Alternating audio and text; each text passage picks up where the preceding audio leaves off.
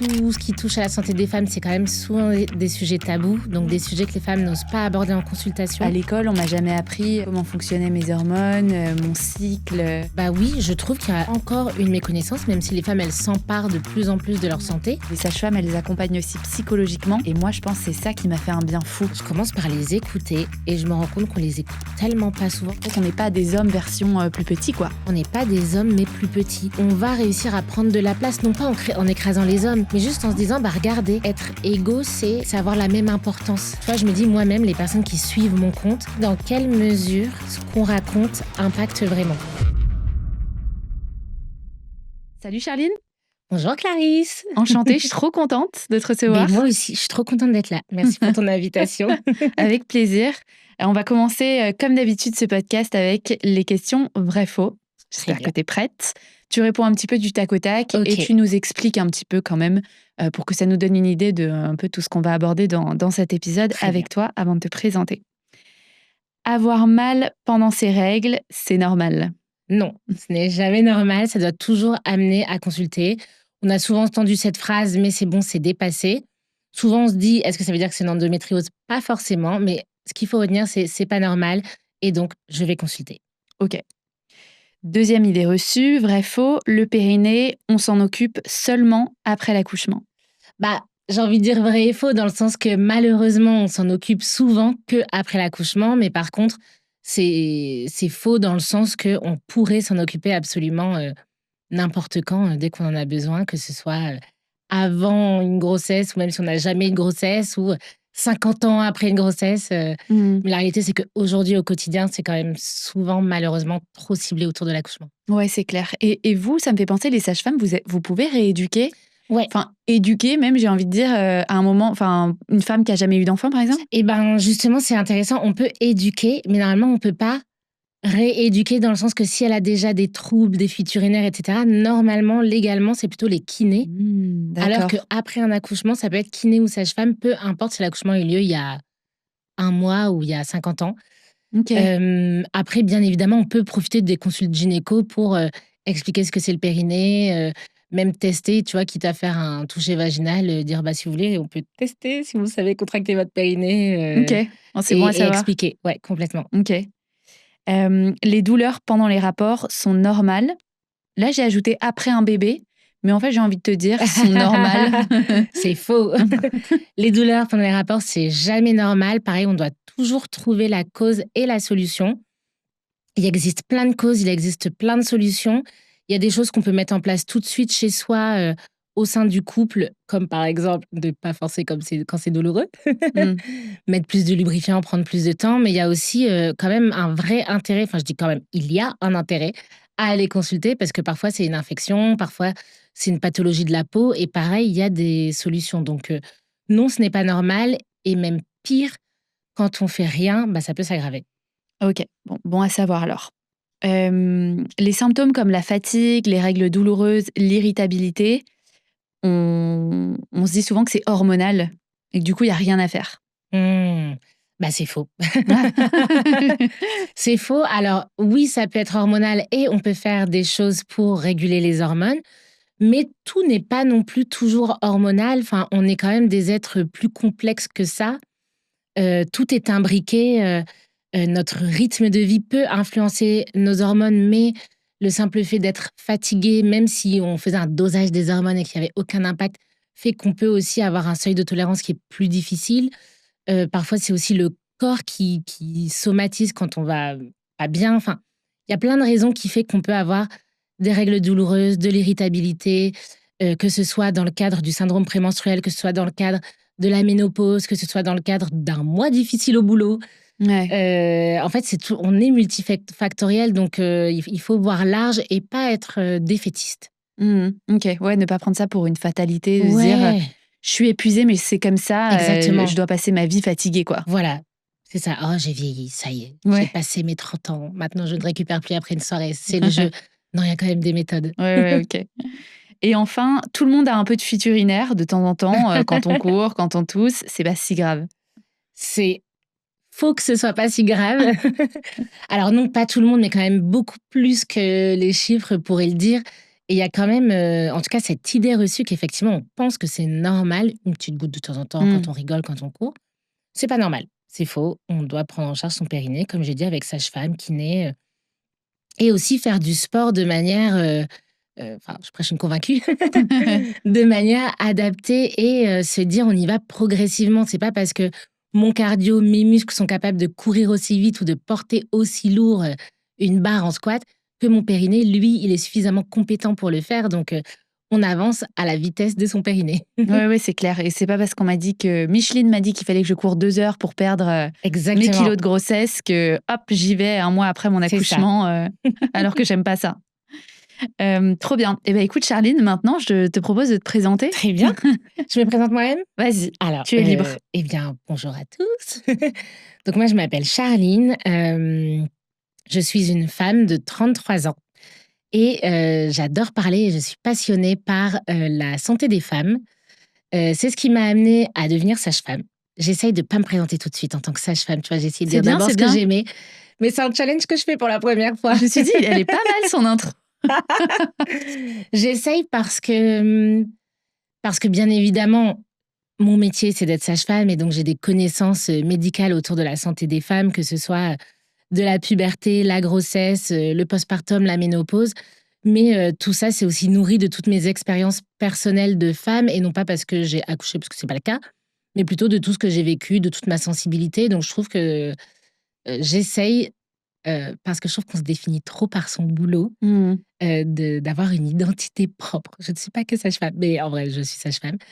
Et voilà, et donc comme je suis passionnée par la santé des femmes et que je suis sage-femme, je, transmets de l'information sur les réseaux sociaux autour de la santé de la femme, sur les sujets que je viens d'aborder, avec, beaucoup de joie. Ouais, et je trouve, d'accessibilité, tu vois, tu rends la santé des femmes assez, simple et abordable, on va J'essaye. dire. J'essaye parce que de principe, tout ce qui touche à la santé des femmes, c'est quand même souvent des sujets tabous, donc des sujets que les femmes n'osent pas aborder en consultation. Or, comme on l'a vu dans le vrai faux, il y a plein de, solutions à plein de problèmes, sauf que comme c'est tabou, souvent on va pas consulter. Ouais. Pour le peu qu'on a eu des mauvaises expériences, encore moins. Et donc j'essaye d'en parler, de manière ludique, de manière accessible, non pas pour, minimiser ce que les femmes peuvent vivre, mais plutôt pour, que ça devienne assez habituel d'entendre certains mots, de se dire: «OK, en fait, c'est vrai que c'est pas si grave quand Charline le dit, bah, je vais peut-être en parler». Par exemple, comme on l'a dit, les douleurs pendant les rapports, j'essaye de parler beaucoup sur ce sujet et de dire des mots, vulvodynie, dyspareunie, hem et je me dis: «OK, ça s'intègre» et c'est aussi important pour moi, de montrer qu'on peut être cool en tant que soignant. Tu vois? On a tellement de récits, malheureusement de consultations gynécologiques qui se sont mal passées, pardon. Tellement, de gynécos, de sages-femmes, de pros de santé qui sont encore aujourd'hui pas suffisamment respectueux des femmes. Bah, j'essaye à ma hauteur, humblement, de dire: «Bah, voilà, vous voyez, bah, moi, je trouve que je suis pas prise de tête et je suis clairement pas la seule. La sage-femme que je suis, c'est la somme de toutes les sages-femmes que j'ai rencontrées, de toutes les patientes que j'ai rencontrées, donc Ouais. voilà». Moi, je suis pro sage-femme. Ouais, j'adore les sages-femmes. J'ai découvert les sages-femmes pendant ma grossesse et tu vois, j'étais jamais allée voir une sage-femme avant, Mmh. pour moi, c'était vraiment, lié à la grossesse, quoi. Et maintenant, je suis à fond sage-femme, j'adore. Bah, c'est Non vrai pas qu'il y ait des que cases, hein, je dis juste qu'on connaît pas assez les on sages-femmes. connaît pas assez et c'est aussi, ce que j'aime partager sur, les réseaux. C'est bien évidemment la richesse de notre métier, tout le champ de compétences, mais même si on est un métier médical, comme les médecins, comme les dentistes, dans le sens qu'on peut prescrire des médicaments, des examens et cetera, faire des examens, médicaux. Pour le coup, la part accompagnement, c'est quand même une Ouais, vraie part de notre boulot ouais. et c'est parfois quelque chose qui, dans la société, est moins valorisé parce qu'on a l'impression que ça demande pas de compétences. Mmh. Or, ça demande quand même de sacrées compétences, de savoir écouter, de savoir répondre en circonstances et c'est aussi ce que j'ai envie de transmettre sur les réseaux parce que il y a en fait, c'est ouf de se dire qu'en un post, tu peux, tenter de déculpabiliser des personnes sans même connaître leur histoire et Mmh. d'ailleurs, je trouve ça un peu triste parce que ça veut dire qu'elles ont pas trouvé, elles ont Ouais. jamais entendu certaines phrases mais ouais, c'est ce que j'essaye de faire. Et toi, justement, qu'est-ce que tu entends, ou qu'est-ce que tu as entendu le plus souvent en cabinet qui te révoltait? Tout en sachant que j'ai quand même une personnalité assez, je suis rarement révoltée. C'est pas trop une énergie que je nourris Mmh. parce que je supporte pas très bien la colère, tu vois? Moi, elle a tendance à me tétaniser plutôt que de me mettre en mouvement. Mmh. Donc donc il y a des choses parfois que j'oublie, mais en tout cas des choses qui m'énervent et que parfois je dois un peu tu vois, me contenir devant les patientes Ouais, pour pour pas ne m'énerver. pas C'est bien évidemment toutes les femmes qui me disent, heu j'ai mal pendant les règles, ça fait des années, mais on m'a dit que c'était dans ma tête. Enfin, ouais, ouais, franchement, encore aujourd'hui, en encore 2025, aujourd'hui. on l'entend. C'est pas rare du tout. C'est la même chose pour les douleurs pendant les rapports. C'est même, je trouve, pire parce que c'est vraiment méconnu. Ouais. Tu vois, des phrases, en fait, c'est voilà, des phrases qu'on a pu dire aux femmes, genre: «Buvez un petit coup, ça ira mieux», Ah oui, ouais, mais «L'appétit vient en mangeant». Ce genre de choses et ça découle à une autre chose qui m'énerve, mais je vais pas les accabler, c'est pas de leur faute à ces femmes, mais toutes les femmes qui, du coup, elles ont tellement entendu ces phrases-là qu'elles viennent pas forcément avec une plainte. C'est moi qui décèle une mmh, problématique. Tu vois, je pose mes questions et donc c'est moi qui demande s'il y a des douleurs pendant les rapports, c'est moi qui demande s'il y a des douleurs pendant les règles, c'est moi qui demande s'il y a des règles irrégulières, c'est tout ce genre de trucs ouais. et elles te répondent en disant: «Oui, mais pas grave». Mmh. Moi, je me dis: «OK, en fait, on a vraiment réussi à faire en sorte que les femmes, vraiment, bah, elles fassent pas confiance à leur corps et voilà, c'est même plus de la résilience, quoi». Ouais. Est-ce que tu penses que du coup, il y a une vraie méconnaissance, chez les femmes quand même, de manière générale du corps, du fonctionnement? Enfin, moi je sais que à l'école, on m'a jamais appris, comment fonctionnaient mes hormones, mon cycle, effectivement, est-ce que les règles doivent être douloureuses ou non, les rapports, il y a plein de choses comme ça, Oui, bah, oui, je trouve qu'il y a encore une méconnaissance, même si les femmes, elles s'emparent de plus en plus de leur ouais. santé. Là, c'est sûrement en plus biaisé par les personnes qui nous écoutent parce que c'est des personnes curieuses, mais il y a vraiment encore du taf et moi-même, j'en suis encore surprise. C'est ouf de se dire que, la seule personne avec qui on passe 100 du temps de notre vie, c'est nous-mêmes. Et qu'on ne comprend pas forcément notre fonctionnement. Mmh. Je trouve ça dingue en fait, mais moi-même je suis biaisée parce que je suis pro de santé et j'ai toujours été vraiment, très curieuse sur la santé des femmes, le cycle et cetera, mais je trouve que ça permet tellement de se sentir davantage normal, Ouais. d'avoir moins de pression, de se dire: «OK, en fait, je comprends mon corps, donc j'arrive à dissocier ce qui est normal, ce qui ne l'est pas». À me sentir, je sais pas sale quand j'ai mes règles, Mmh. en fait, tous les tabous autour de notre santé féminine, heu, pourraient être levés beaucoup par, de la compréhension. La problématique, c'est qu'aujourd'hui, la prévention, l'information, c'est compliqué à faire au sein d'un cabinet parce qu'on manque de temps Ouais. et que clairement, en une consultation gynécologique, en une consultation de grossesse, déjà répondre aux questions et faire les examens de base, bah, c'est déjà, on arrive déjà aux 30 minutes imparties. Et donc je les blâme pas les femmes parce que cette info, elle est pas si simple à trouver, en fait. Ouais, mais voire même, je parle de méconnaissance, mais et ce que tu dis est vraiment vrai sur le fait de pas bien connaître son corps. Est-ce qu'il y a pas aussi une part de négligence même presque des femmes envers elles, de se mettre un peu sous le tapis? Enfin, moi, en tout cas, je vois beaucoup ça, de femmes qui disent, «Non, mais pour moi, j'ai pas le temps. Non, mais j'ai des enfants. Non, mais il y a mon travail. Ah, mais je peux pas bouger 10 minutes, en fait, je suis derrière l'ordi et puis après j'ai les enfants et puis Ouais, tout» et comme si elles étaient la dernière de leurs priorités, tu vois? oui, c'est clair. D'ailleurs, je pense que, tu vois, parce que là, quand tu as dit le mot négligence, j'ai senti que ça m'avait fait quelque chose quand même pas rien comme mot et je pense qu'il y a beaucoup de femmes, quand elles vont entendre ce mot, elles vont se dire: «Bah, attends, de la négligence, tu abuses». Mais c'est parce que c'est dur à entendre. Mmh.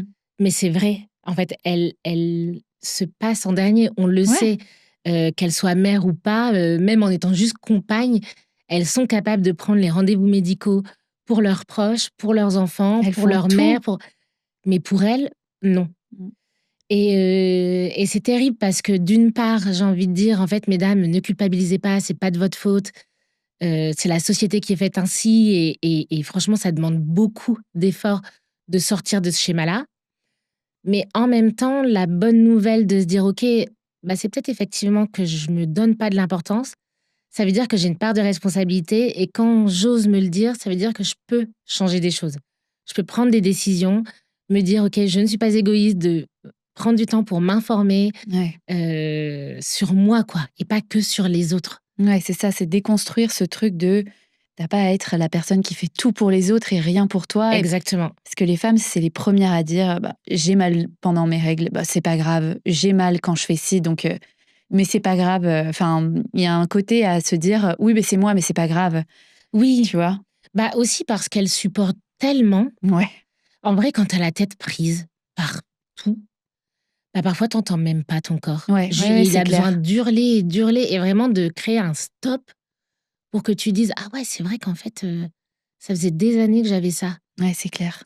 Et c'est pour ça, tu vois, que, c'est drôle parce qu'avec les années, je suis passée de 3 d'hommes qui suivent mon compte à 6. Ah, c'est Je pas suis mal. pas peu Moi, j'ai fière. 4. Ah bah voilà.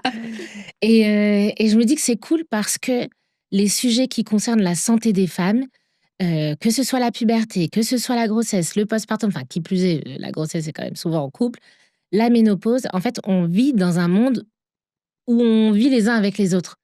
Donc je me dis, nous-mêmes, en tant que femmes, on s'informe parfois sur, telle pathologie que pourrait avoir notre enfant ou notre conjoint, mais pourquoi ce serait pas l'inverse aussi? Mmh. Et donc, c'est aussi pour ça que j'ai aussi envie de dire aux nanas, c'est pas de votre faute que vous n'y arriviez pas, mais ce qui est sûr, c'est que dans le monde dans lequel on vit, en fait, il faut pas attendre des autres qui nous disent: Mmh. «Vas-y ma chérie, tu sais quoi? Je vais m'informer sur, trouver, une thérapeute de couple pour notre couple qui va plus très bien en ce moment et toi, juste, remets-toi de ton postpartum», tu vois? Enfin, voilà, donc en attendant Un que les jour, choses changent, un jour. prenons les choses en main. Ouais, non, mais c'est clair. Et justement, toi, tu parles souvent de réappropriation du corps, de la Oui. santé féminine. Qu'est-ce que ça veut dire pour toi, reprendre possession de son corps? Alors déjà, pour moi, je trouve que c'est un long chemin Ouais. et c'est normal si ça paraît abstrait au début ou compliqué, voire même si on se rend même pas compte qu'on s'est pas reconnecté à son corps ou qu'on se l'est pas approprié. Pour moi, se réapproprier son corps ou s'approprier son corps, c'est, le connaître Mmh. déjà, lui donner du temps et de l'espace et j'allais dire, l'incarner dans le sens le posséder. En gros, par exemple, moi, je trouve que c'est fou de se dire que potentiellement, il y a plus de monde qu'une femme qui a vu son intimité. Si tu comptes le nombre de conjoints-conjointes qu'elle a eu, les pros de santé, le jour de l'accouchement et cetera, potentiellement, il y a beaucoup de femmes qui n'ont jamais vu leur vulve. Et pour moi, c'est ça, se réapproprier son corps. C'est se dire, en fait, comment ça se fait que mon médecin, que ma sage-femme, que mon conjoint connaissent mieux mon intimité que moi? Mmh. En fait, je vais me découvrir, je vais prendre un miroir, je vais observer. Je connais mon corps, par exemple, si on parle d'intimité, de sexualité, je sais ce qui me fait plaisir et heu, j'attends pas que ce soit l'autre qui, se renseigne et prenne, et teste des trucs parce que, peut-être que l'autre, elle va avoir un imaginaire plutôt restreint. Ça va être aussi se connaître émotionnellement parlant. Hem, Pourquoi je ressens ça à tel moment? Quelles sont mes grandes valeurs? Qu'est-ce que j'aime dans la vie? Et est-ce que dans ma vie, je fais des choses que j'aime? Ou Mmh. est-ce que finalement ma vie, mon temps, n'appartient qu'à d'autres personnes qu'à moi? Ouais. Juste parce que je dois. Les femmes sont beaucoup dans le devoir, et beaucoup dans le: «Bah oui, mais en fait, tu voudrais que je fasse comment autrement?» Et pour moi, se réapproprier, c'est se réapproprier son temps, son corps, son énergie aussi et par le moindre petit geste possible. Juste de temps en temps, oser se dire: «Tiens, ça, est-ce que je le fais par devoir ou est-ce que je le fais par envie?» Ouais. Ouais, parce qu'il faut ou parce que, Exactement, j'ai envie de, c'est ça. Et alors souvent quand je dis ça, c'est simple, hein, on peut me dire: «Oui, mais Charline, par exemple, moi, j'aime pas cuisiner le soir», oui, mais je veux bien, mais en fait, il faut le faire. Oui, mais du coup, est-ce que la manière dont on le fait, ça nous convient aussi? Moi, par exemple, je déteste cuisiner à un point énorme. J'ai un traiteur personnel qui s'appelle Picard. Voilà, je cite le nom. Voilà, franchement, sans les légumes congelés, je ne mangerai pas suffisamment de légumes. C'est un fait.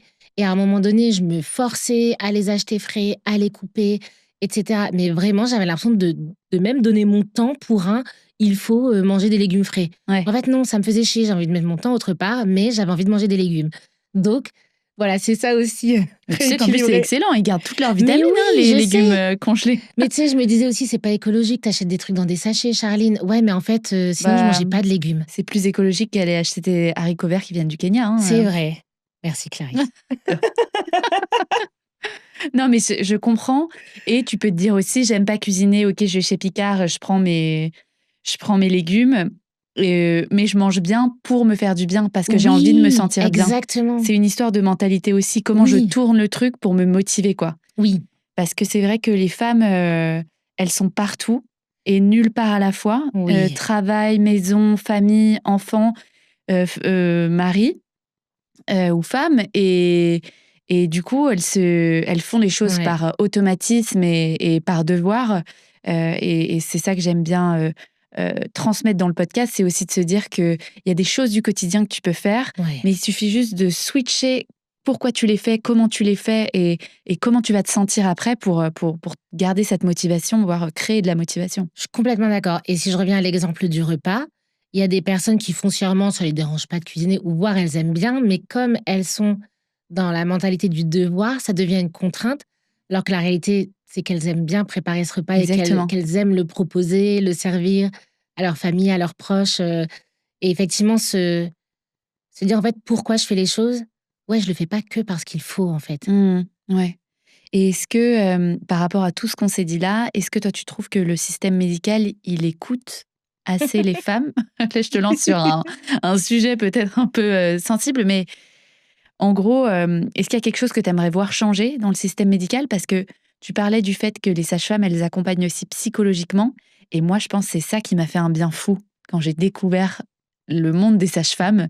C'est que j'ai senti cette double approche qui était tellement agréable et tellement apaisante, moins effrayante en fait, et loin de moi, tu vois? Je vois complètement. Alors, je trouve que non, le système de soins ne permet pas de suffisamment bien accompagner les patients et je le verrai à différents niveaux. Pour moi, il y a le système, les soignants à titre individuel et les patients. En gros, à titre individuel, les soignants, il y a tout partout. Ouais. Il y en a qui vraiment devraient se remettre à la page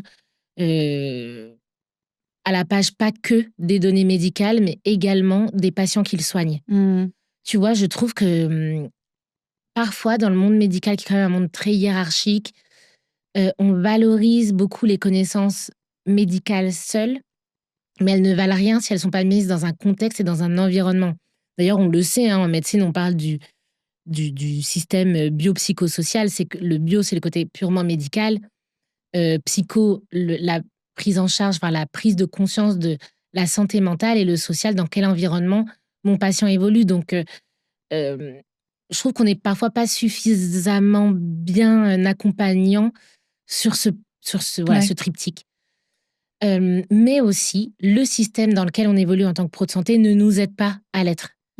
C'est compliqué. En fait, c'est compliqué d'être soignant aujourd'hui en France. C'est compliqué par manque de temps. La rémunération, franchement, pour moi, peu importe la catégorie de soignant, n'est pas à la hauteur pour se dire qu'un soignant n'est pas en train de s'épuiser au boulot.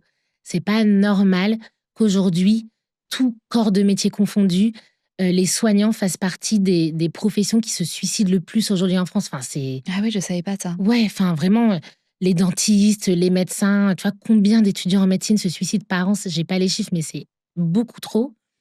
Et donc, en fait, comment on peut prendre soin des autres quand déjà les soignants vont mal? C'est pas possible. Comment on peut se former en tant que soignant quand on est déjà à bout de souffle après une semaine de travail? Comment on peut avoir l'énergie, la disponibilité d'accueillir une personne dans sa globalité quand on est épuisé? Attention, bien évidemment, la plupart font comme ils peuvent, mais par exemple, les sages-femmes, le taux de burn-out chez les sages-femmes, il est de facilement 60-70%. C'est énorme. En gros, 60 à 70% des sages-femmes feront un jour un burn-out. Donc ton risque de faire un burn-out est énorme. Il est énorme. Il y a beaucoup de sages-femmes qui, au bout de 10 ans, 15 ans, ne sont plus sages-femmes. Donc 10 ans, 15 ans, ça veut dire des sages-femmes de 35-40 ans. Et donc, déjà, on est dans un système où on manque de soignants, on manque de temps, et en plus, nos soignants quittent le navire par épuisement et pas parce qu'ils n'aiment plus leur métier. Et donc, à côté de ça, il y a des patients qui soit rencontrent des soignants, qui sont blasés de leur métier et qui font le strict minimum et donc des patients qui quittent le système de soins, soit ils rencontrent des soignants, géniaux, mais combien de temps ils vont rester dans le système, Ouais. ces soignants? Donc, tout ça fait que je trouve qu'aujourd'hui, on est quand même dans un système extraordinaire de par la sécurité sociale. Je pense que c'est quand même important de le dire. Mais cette sécurité sociale, aujourd'hui,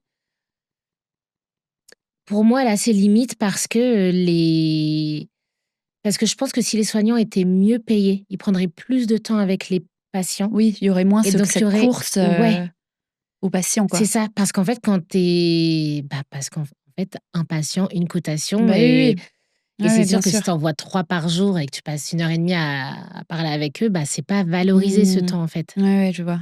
Ouais, donc c'est Est-ce que j'ai répondu à la question? Je ne tu sais très plus. bien répondu à la question. Ouais, ouais, non, mais c'est une question que je me posais parce qu'effectivement, je vois, moi, au quotidien, en étant sur les réseaux sociaux, que beaucoup de femmes n'osent plus Oui, aller, tu vois, chez le médecin. Moi, je reçois beaucoup de demandes médicales alors que ouais. je suis pas du tout, tu vois? Et je me dis: «Alors, j'imagine même pas toi, qui es Oui, j'en reçois sage-femme». beaucoup, Hem auxquels je ne réponds pas, je précise. Oui, oui, oui, non, mais c'est ça et moi non plus, ou je redirige toujours. Oui, Mais voilà et du coup, je me dis, c'est toujours ambivalent, hein. C'est pas tout blanc ou tout noir, c'est ni du ça. côté des médecins, ni du côté de ces patients qui veulent plus aller consulter, Non, c'est compliqué et puis parmi tous ces patients qui osent plus aller consulter, il y a ceux qui ont peur de déranger, Ouais. parce qu'ils sentent bien que les soignants sont à bout de souffle. C'est limite les patients qui se Mmh. disent, «Mais attends, je vois que mon médecin il en peut plus, je vais pas l'embêter avec, enfin et je me dis là vraiment on a échoué globalement à partir du moment où les patients se posent ce genre de questions pour des vraies Ouais. problématiques.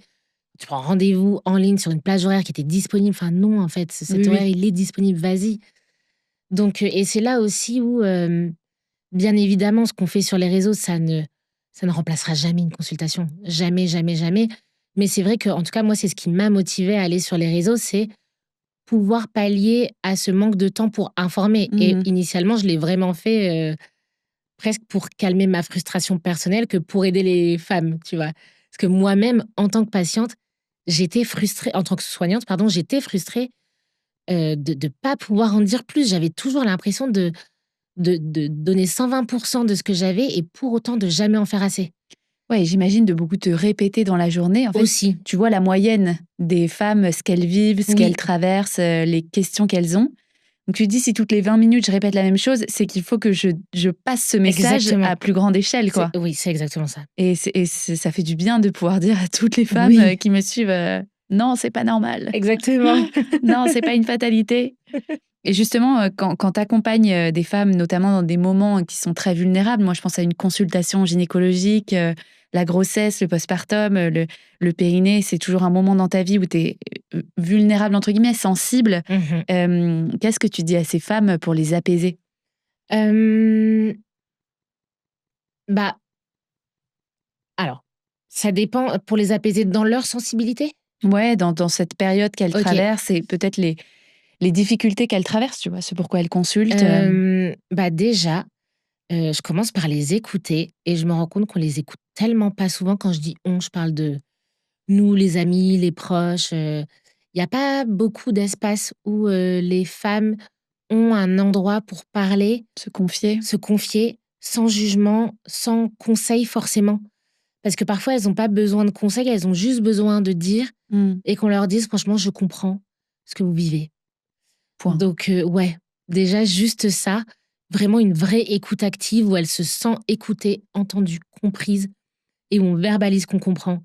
Déjà pour moi ça c'est énorme et d'ailleurs quand, parfois je reçois pas mal de messages, de femmes qui n'ont pas d'enfants et qui ont une super amie qui vient d'avoir un enfant et elles me disent: «Je sais pas trop quoi lui dire, j'ai l'impression qu'elle va pas très bien». Et c'est toujours le conseil que je donne en fait. Demande comment ça va, écoute attentivement et juste dis: «Je te comprends». Ouais. Demande si ensuite elle a besoin de conseils, si elle a juste besoin d'une écoute, si elle a besoin d'un câlin. Bon moi au cabinet je fais pas de câlin mais ensuite je demande si elle veut des conseils ou pas. Mais c'est juste, entre guillemets, juste légitimer ce qu'elles vivent Et bien évidemment, ensuite, chercher les signes d'alerte, que ce soit autour de la grossesse ou pas. La santé mentale, on en parle de plus en plus et c'est un énorme sujet. Bien évidemment, je pense à la dépression du postpartum, mais il y a Mmh. pas que ça. Les signes d'alerte de dépression, de burn-out, de surmenage, heu, voilà, Ouais, ouais, chercher je les vois. signes d'alerte. Ouais, ouais, OK. Et est-ce qu'il y a des douleurs, il y a des symptômes, qu'on banalise? Ça, c'est clair, les femmes qui ont le ventre tout le temps gonflé, qui sont hyper ballonnées, les règles douloureuses, les maux de dos, comme je disais, le périnée parfois qui fuite, quoi. Est-ce que tu peux nous donner un petit peu tes des symptômes, qui, selon toi, on ne devrait, jamais ignorer? Et bah, pour faire une généralité, après je vais rentrer dans les précisions. Pour moi, tout ce qui, questionne, déjà ça suffit pour, consulter, même si c'est pas grave, juste se dire: «En fait, je suis légitime à être rassurée». Tout ce qui questionne, on peut aller poser la question. Ensuite, tout ce qui incommode, que ce soit au quotidien ou que ce soit de manière épisodique, tout ce qui a un impact négatif sur notre vie. Exemple, j'ai des règles douloureuses et ça me déconcentre au boulot. Parfois même, je loupe le boulot ou les cours. J'ai des, douleurs vulvaires et ça a un impact sur ma sexualité. J'ai, des gènes et je suis embêtée pour choisir mes vêtements. Mmh. J'ose pas sortir de chez moi parce que je sais pas si je vais savoir me retenir à cause de mes fuites urinaires. En fait, à partir du moment où ça a un impact sur notre vie, parce qu'on est très forte, hein, pour trouver des stratégies en tant que nana, C'est clair. pour Contourner. finalement plus avoir de problème. Ouais, ouais, Non, mais ouais. j'ai pas de problème, tu vois? Je sors marcher que 15 minutes. Oui, mais non, en fait, le problème existe et donc tout ce qui nous fait, changer, qui a un impact négatif mérite d'aller consulter. Ça veut pas dire que c'est grave et d'ailleurs, c'est un peu ce que je trouve merveilleux dans mon métier, c'est que la plupart de mes consultations, c'est pas des pathologies derrière, il y a pas de grosses annonces. Moi, mon métier en tant que sage-femme, c'est quand même d'être gardienne de la physiologie et donc de ce qui va bien. Mais c'est aussi que comme c'est pas des grosses pathologies, de principe, on a tendance, nous les femmes, à les minimiser. La phrase typique de: «Oui, enfin, en même temps, je suis pas en train de mourir». Oui, ça peut attendre. Ça peut attendre Mmh. et j'ai envie de dire, ouais, enfin, si on compare tout ce qu'on vit à, «Je suis pas en train de mourir», c'est sûr que globalement, la plupart de nos journées se passent hyper bien. Mmh. Mais je pense qu'on peut quand même se dire: «Voilà, je vis dans un pays où, je peux manger, j'ai un toit», en fait, j'ai le droit, la pyramide de Maslow, à un moment donné, de prendre soin de de mon corps et de moi et donc pour lister un petit peu, les douleurs de règles, si je sens que j'ai mes règles, j'ai des petites contractions, mais franchement, je prends pas d'antidouleur, je vis normalement. J'ai pas nécessairement besoin d'en parler, mais qui suis-je pour le dire? J'ai presque envie de dire, si la personne se dit: «Ouais, mais malgré tout, ça me questionne», et bah, fais confiance à ton corps et va consulter. Ce qui est sûr, c'est que si c'est handicapant, si tu dois prendre des médicaments à chaque fois, si ça a un impact sur ta vie, il faut aller consulter. Hem Idem au niveau, de la poitrine, on parle de l'examen du sein au moment d'Octobre rose, mais c'est toute l'année. J'ai une douleur, j'ai une masse, j'ai un truc que je reconnais pas par rapport à d'habitude, je vais consulter. Tout ce qui sort de l'habitude, Mmh. Oui, tout ce qui questionne, c'est qui bien, je trouve. voilà.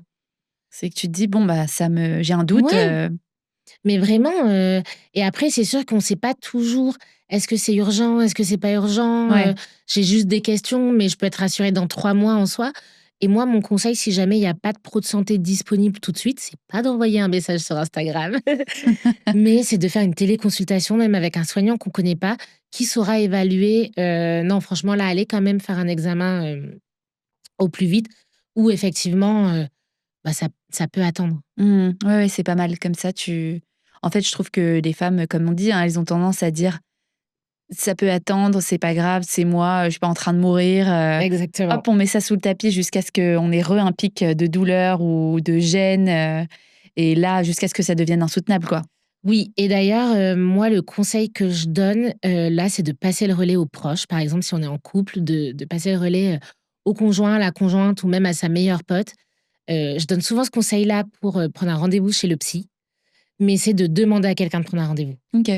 Vraiment de dire voilà, à tel périmètre de chez moi, j'ai besoin d'une sage-femme, d'une gynéco, parce que les femmes prennent tellement de temps pour les autres que parfois si elles ont pas le soignant déjà, connu Mmh. à contacter, bah, le temps de le rechercher, de regarder les avis, de prendre rendez-vous, de comparer avec l'agenda, elles vont jamais prendre ce rendez-vous. Si on demande au conjoint: «Tu peux me prendre un rendez-vous?» chez la sage-femme, bah, faisons ça. Moi, je prends tes rendez-vous pour toi tu prends mes rendez-vous pour moi et puis finalement, ça s'équilibre. OK, pas mal. C'est un bon tips. Et est-ce que tu trouves que les femmes justement se font confiance de manière générale? Ah, non. Ah. C'est fou parce que, moi, alors vraiment, j'ai toujours été passionnée par le fonctionnement des femmes. Quand je te dis depuis toujours, c'est vraiment, j'ai été réglée en 6e et j'ai trouvé ça incroyable qu'on soit capable, heu, d'avoir des règles de manière cyclique et à quoi ça servait. Donc je me suis toujours renseignée et donc moi, j'ai toujours, vu les femmes vraiment comme des êtres extraordinaires. Après je suis entrée dans mes études de sage-femme et là, encore plus. Là, vraiment, en plus, quand tu commences à mettre un pied dans l'obstétrique, la grossesse, tu te dis: Ouais, «Les femmes incroyable, sont incroyables, quoi, incroyable. incroyables» et donc moi, au plus je rencontre les femmes, au plus je les trouve incroyables. Au plus elles me racontent des choses au cabinet, peu importe leur âge, au plus je me dis: «Mais vraiment, mais qu'est-ce qu'elles traversent toutes ces femmes, c'est fou» et donc au plus je les admire, mais au plus je les écoute, au plus je me rends compte à quel point on a du taf Mmh. pour que les femmes aient confiance en elles. C'est fou, vraiment et ce, peu importe la période de la vie, en fait, déjà on grandit beaucoup trop, enfin, on nous ramène beaucoup trop à notre physique et à cette sensation quasi permanente de jamais être suffisamment bien et de devoir plaire et de devoir être douce et de devoir être gentille et en fait, on grandit dans un carcan d'injonctions où on n'a pas beaucoup d'opportunités de se rencontrer. Mmh. Ensuite, quand on a des problématiques, elles sont souvent minimisées, que ce soit par rapport au corps, mais aussi, par rapport à nos changements émotionnels. «Bah, c'est quoi, tu tes règles?» «Bah, en fait, ouais, j'ai un SPM et c'est chiant, mais en fait, merci de pas me le renvoyer à la gueule». Enfin, tu vois, on est tout le temps minimisé parce que c'est pas grave, parce qu'on n'est pas en train de mourir, justement Mmh. et vraiment, j'aimerais de tout mon cœur qu'on arrive à voir nos caractéristiques de femmes, non pas comme des défauts, mais comme des caractéristiques à part entière et voire même certaines pour moi sont des atouts. C'est juste qu'on ne s'en sert pas. C'est comme si on était dans une équipe de foot et qu'il y a que la moitié de l'équipe, où on connaît leurs forces et les autres, on les met sur le banc des remplaçants et sur ce banc, il y a que des nanas. Sauf que on ne valorise pas tout ce qu'on est capable de faire. Hem, le fait qu'on soit cyclique, moi je trouve que ça nous permet sur un mois de prendre du recul sur notre vie, de réévaluer, de parfois, voir, ce qui nous agace davantage ou pas. Moi, j'aime bien voir le SPM aussi comme une loupe Ah, j'adore, ouais. sur notre vie, tu vois? Il y a des choses qui te font du bien en SPM, il y a des personnes que tu ne supportes plus en SPM. Je dis pas que c'est le moment de rompre, mais c'est intéressant de se dire: «Tiens, pourquoi, quand je suis plus vulnérable, je ne supporte plus cette personne ou cette situation? Ouais. Est-ce que ça veut dire qu'habituellement, je supporte trop?» Mmh. Et en fait, on a beaucoup, je trouve, à apprendre des autres femmes. Les hommes ont beaucoup à apprendre des femmes parce qu'on est résiliente, parce qu'on se bat dans un monde qui ne nous met pas en avant, où on sait que, peu importe ce qu'on fait, enfin, tu vois, toutes ces expressions qu'on entend encore, courir comme une fille, être une pisseuse, pleurer comme une fille. Bah, ouais, en fait, franchement, j'ai envie de vous souhaiter à toutes les nanas et à tous les mecs de temps en temps pleurer comme une nana parce que moi, personnellement, je pense que je pleure comme une nana et en fait, quel bien ça me fait Quel bonheur! et en fait, je pense que les femmes n'ont pas confiance en elles parce que c'est ce qu'on leur renvoie dans la société, qu'on leur renvoie qu'elles savent pas gérer leurs émotions, mais la réalité, c'est qu'on n'est pas des robots, on est des humains. Mmh. Donc est-ce que la personne qui sait pas gérer ses émotions, c'est celle qui a une fluctuation d'émotions ou la personne qui est juste tout le temps neutre et qui n'a pas d'émotions? Ou la personne qui a des excès de colère et qui tape dans le mur?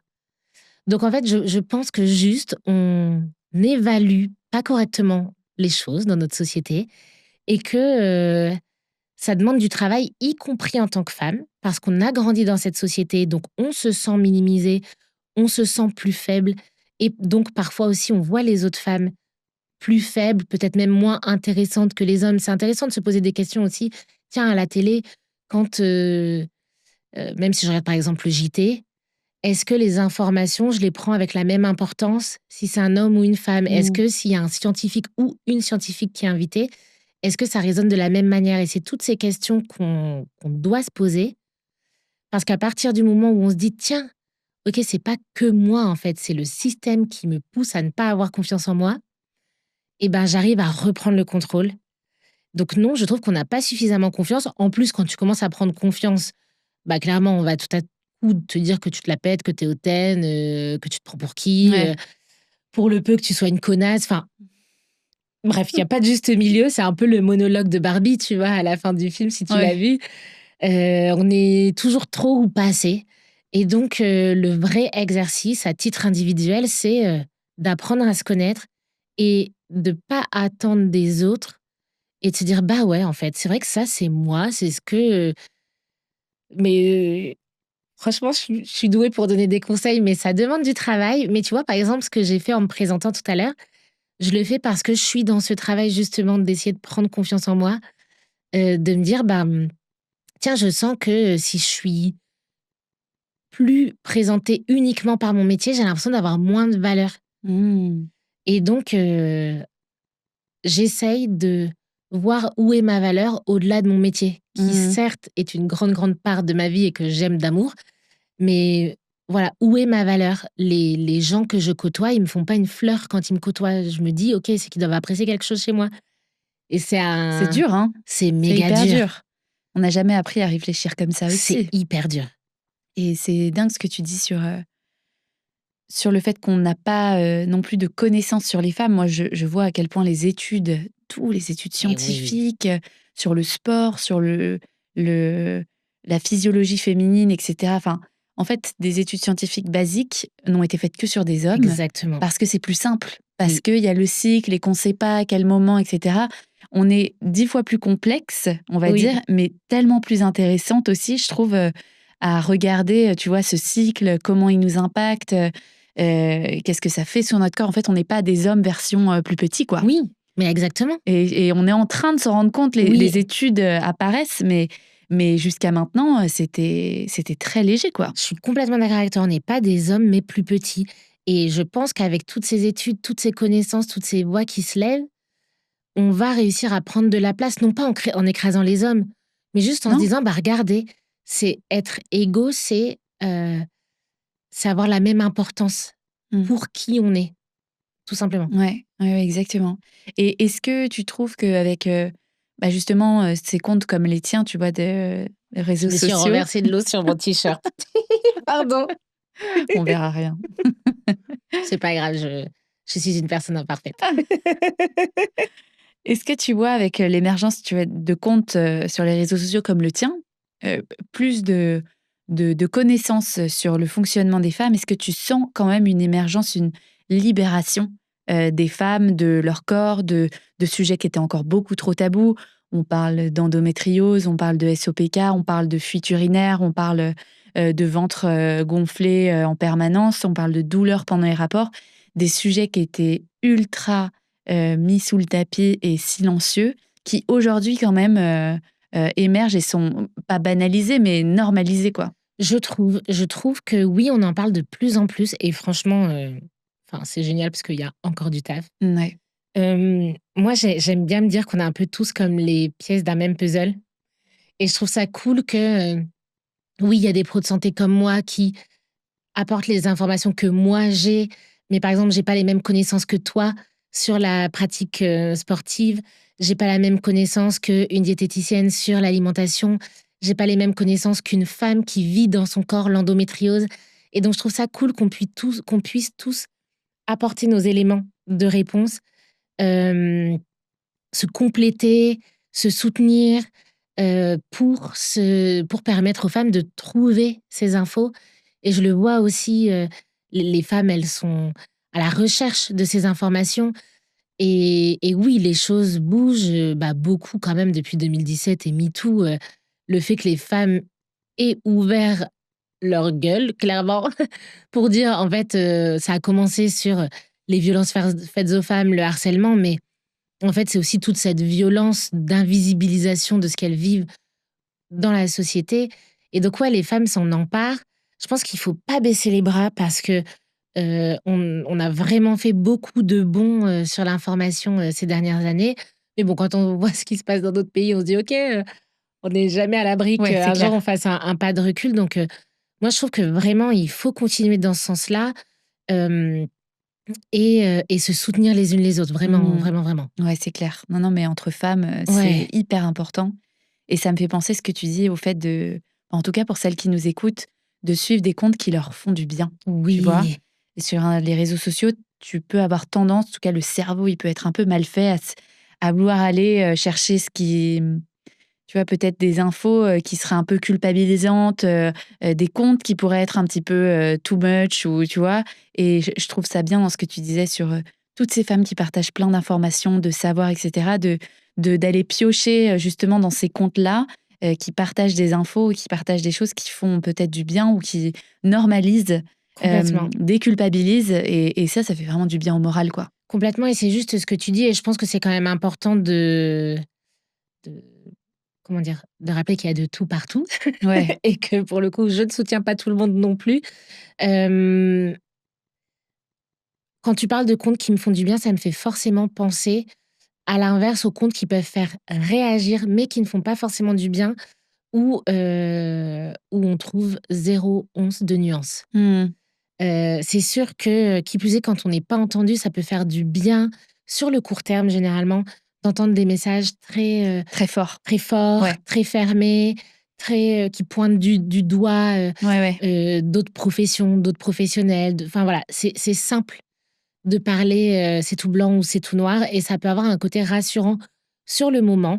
Mais souvent dans ces cas-là, on sent quelque chose en interne qui nous dit: «Je sais pas pourquoi je me sens pas mieux Mmh. quand» et effectivement pour moi le maître mot, c'est la nuance. Mmh.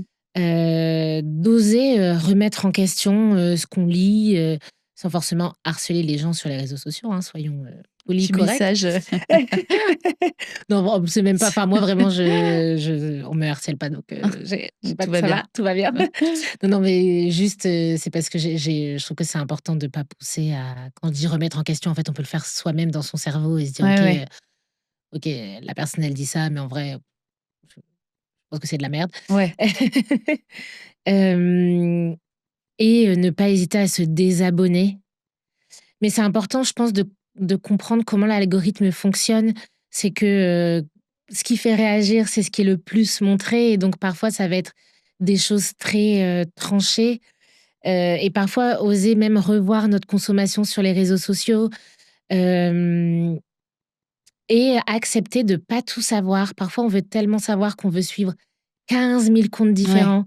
Mais parfois, en fait, on a trouvé les infos qu'il nous fallait à un moment donné en suivant juste 3 comptes Mmh. et c'est bon, c'est pas grave si je sais pas tout de suite parce qu'on peut aussi faire des indigestions quoi, de tout ce savoir. Ouais, ouais, ça peut être trop aussi, quoi. On a nos Ouais, choses à gérer, on va pas, passer notre vie à avoir 15 000 infos à la minute, ça peut être dur aussi oui, et culpabilisant et truc de te dire: «Attends, j'ai pas fait ci, j'ai pas fait ça, j'ai pas» non, ouais, tu pioches là où tu as envie de piocher et ce qui résonne et qui te fait du bien, quoi.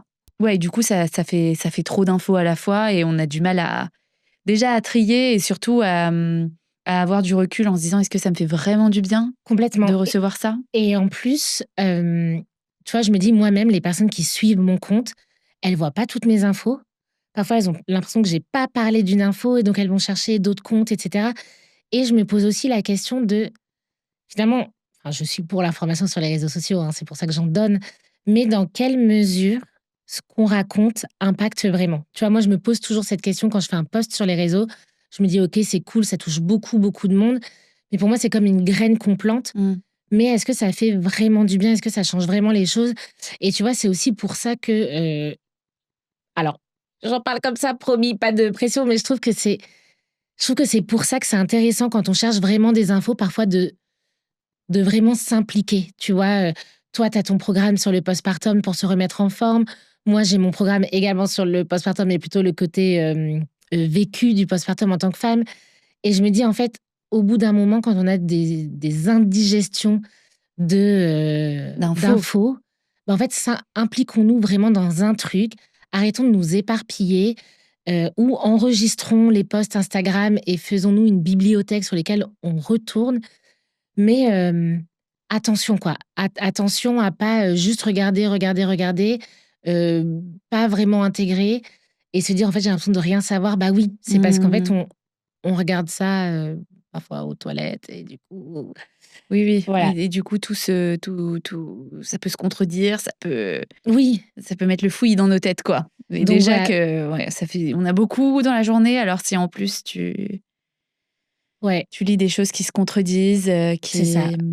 Mais faire du tri et aussi un autre conseil que je peux donner, c'est pas forcément se désabonner, mais moi, ça m'arrive de mettre certains comptes, notamment des comptes d'information, en sourdine. ah ouais, Ce OK. qui fait que je suis toujours abonnée, je sais qu'ils existent. Si toutefois j'ai oublié le nom, je peux les retrouver dans mes abonnés, mais je revois pas. Je suis vraiment en train de me dire que je me tire une balle dans le pied en disant ça. Ne me mettez pas en sourdine, s'il vous plaît. Non, mais c'est. Enfin, non, non, faites bien ce que vous voulez.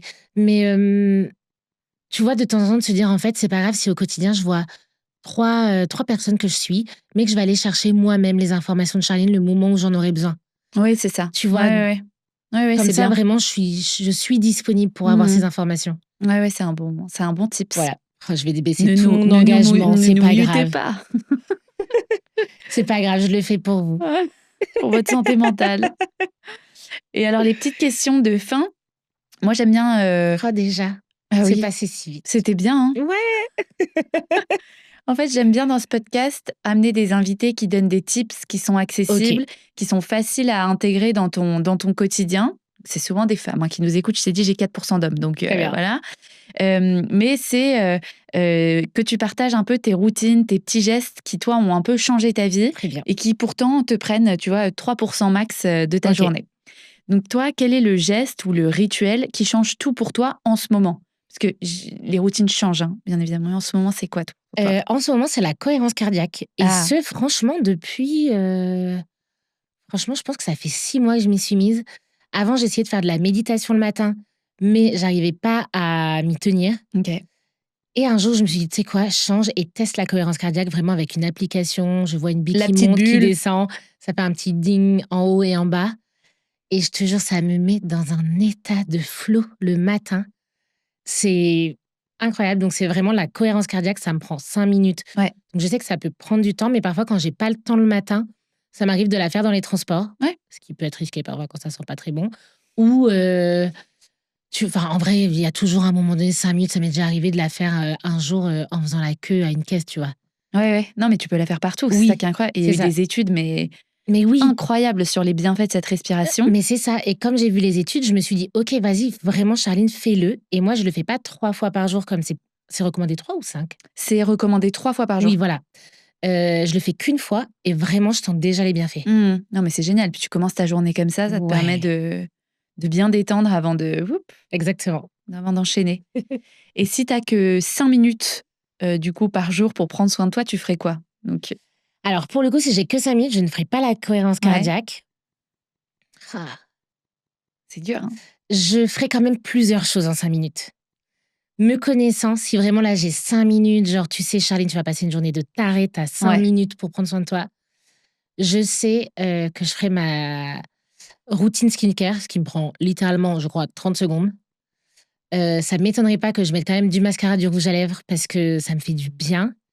Et souvent, dans ces cas-là, j'aime bien faire des mouvements d'un espèce de yoga qui n'est pas vraiment du yoga, mais qui ressemble un peu, tout en justement respirant profondément comme ma cohérence cardiaque et en mettant, une chanson de Beyoncé qui serait probablement Alien Superstar. OK, pas mal. Voilà. C'est une bonne morning routine. 5 Voilà, minutes top mais chrono, le temps de la ouais. musique. Trop bien. Une habitude que tu pensais anodine et qui a tout changé?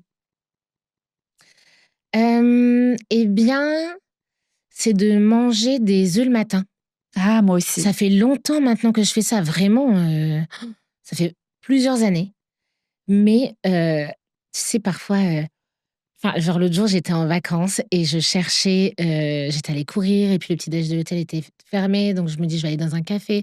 Mais après 11 heures, ils servaient pas d'œufs et je sentais que ça m'énervait et que j'étais plus sensible un peu toute Ouais, la journée et je me suis dit: «Vraiment, en fait, commencer la matinée» et ça pareil, c'est prouvé scientifiquement parlant, ouais. mais en même temps, vraiment, je suis une théorie. Généralement, ce qui est prouvé scientifiquement parlant, ça marche de ouf sur moi. Pour le coup, vraiment manger des œufs le matin, ça me cale. J'ai plus la chute, et d'énergie et la fringale à 11 heures. Je suis de bonne humeur, j'ai de l'éner enfin vraiment les œufs le matin. C'est ouf. J'adore. Et moi, je sais pas toi, mais moi, ça a un impact jusqu'à la fin de la journée. Ah, mais moi Parce aussi. que moi, la fin de journée, après le dîner, c'est vraiment le moment où j'avais envie de manger des trucs vraiment bien sucrés, paquets de bonbons, chocolat. Ouais. Je n'ai plus ces envies-là tout au long de la journée, Et quoi. bah oui, C'est ben moi non plus. incroyable. Non, mais C'est vraiment, ouf. moi, je mange des œufs le matin et en plus, vraiment, ça me rend heureuse parce que je les trouve trop bons. J'ai l'impression de manger gourmand. J'adore. Ok, bah, trop Des œufs bien. et je mets avec des cranberries séchés dessus, Ah ouais. des baies de goji et un peu de graines de chia sur un pain petit épeautre avec 2 kiwis jaunes à côté et du thé vert. Et voilà, et ça, je suis heureuse. Magnifique ton petit déj. J'adore. Et il ressemble complètement au mien. Et ça rend heureux. Vraiment, ça me rend heureuse, ouais. Et enfin, quel conseil simple tu donnerais à une femme qui est un peu débordée, qui est un peu partout à la fois et qui veut juste se sentir un petit peu mieux? Waouh! Je peux réfléchir 2 Tu secondes. peux réfléchir. Quel conseil simple je donnerais à une femme qui se sent débordée et pas bien et qui veut se sentir un petit peu mieux? Hem, le truc, c'est que c'est simple à dire, mais pas simple à appliquer. Mais je vais le donner, comme ça je compte sur vous pour tenter de l'appliquer, même une fois de temps en temps et puis après vous ce sera de plus en plus simple. Pour moi, l'une des tactiques pour gagner de l'énergie, se sentir mieux quand on est débordé, quand on se sent pas bien et cetera, c'est de réfléchir son temps, avec la matrice d'Eisenhower. Tu connais? OK, non? C'est un carré, découpé en 4 avec, des cases qui sont urgents, importants, important, non urgent, non urgent, important OK, et non important, non urgent OK. et de classer ce qu'elle a à faire dans sa journée dans ces cases-là. Mais d'être vraiment objectif sur ce qui est important, urgent. Et en fait, ce qui est, important, non urgent, souvent ça peut être, délégué. Par contre, important et urgent, ben, souvent il faut le faire maintenant, tu vois? Et donc il y a des choses qui peuvent être déléguées, il y a des choses qui peuvent être reportées à plus tard. Je donne un exemple typique, en postpartum, souvent spontanément, on est dans le rush. En plus, on a la tête, en vrac et donc on prend pas forcément des décisions sur, ce qui est le plus pratique là maintenant et notre enfant s'endort enfin, en dehors de nos bras. Et là, on se dit: «OK, je vais enfin pouvoir vider le lave-vaisselle». Ouais, Sauf que pour moi, là, ce qui est important et urgent, c'est plus de faire une sieste ouais, c'est que de clair. vider le C'est lave-vaisselle. un bon exemple. Et donc juste de se redire: «OK, quand j'hésite entre 2 choses à faire, qu'est-ce qui est le plus important, urgent? Qu'est-ce qui ne peut pas être fait par quelqu'un d'autre que moi maintenant? Et si je le fais pas maintenant, je pourrais peut-être plus le refaire. Ouais. Or, j'en ai vraiment besoin». Et je trouve que ça permet de remettre les choses dans les bonnes cases et donc de se prioriser. Mais comme c'est difficile et pas intuitif de le faire, je trouve que ça aide, schématiser cette, Ah, c'est matrice. hyper bien. Ouais, ouais et puis l'exemple était très parlant, je trouve ça top. Ou, respirer, prendre un mini moment pour Ouais, soi, au lieu d'aller vider le lave-vaisselle ou lancer une machine, quoi. exactement. Ouais, trop bien. Est-ce que tu peux nous dire un petit peu où on peut te retrouver? Bah, le plus simple, c'est sur Instagram, donc charline.sagefemme. J'ai aussi un podcast qui s'appelle «C'est une belle journée pour en parler» et qui a son compte Insta, bellejournée.podcast.